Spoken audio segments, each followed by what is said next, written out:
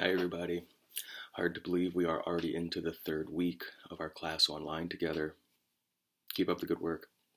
Um, I will have your most recent problem sets graded in the next few days, and look for those as well as solutions to the problem set appearing on Blackboard in the near future.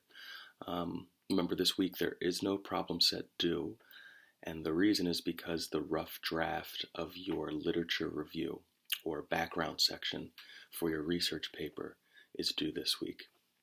Just a couple of words about that. Um, First, by now I am expecting that you have at least 5 scholarly sources that you'll be citing in your background section or literature review.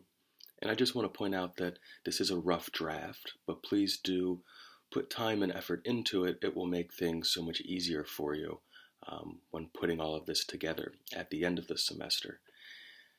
Writing literature reviews is not easy. My main advice to you is to try to resist the urge of writing an annotated bibliography, meaning we don't want you to say, here's my first paper by Smith and Smith, and they found blah, blah, blah, blah, blah. And here's my second paper by Jones and Jones, and they found blah, blah, blah, blah, blah. It's a good idea to try to structure your literature review based upon the main themes of your research topic, and then weave in the necessary citations and background information when going through your discussion of the various important themes.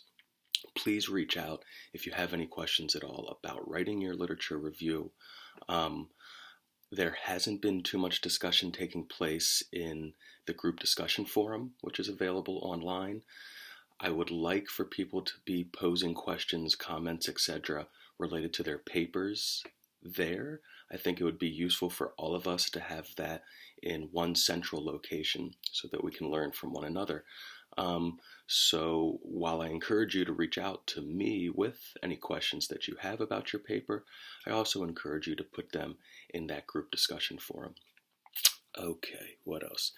This week we are going to be discussing choosing the X's for our regression model, as well as what's known as serial correlation. And there's slides that have been narrated that are available on Blackboard now for those topics.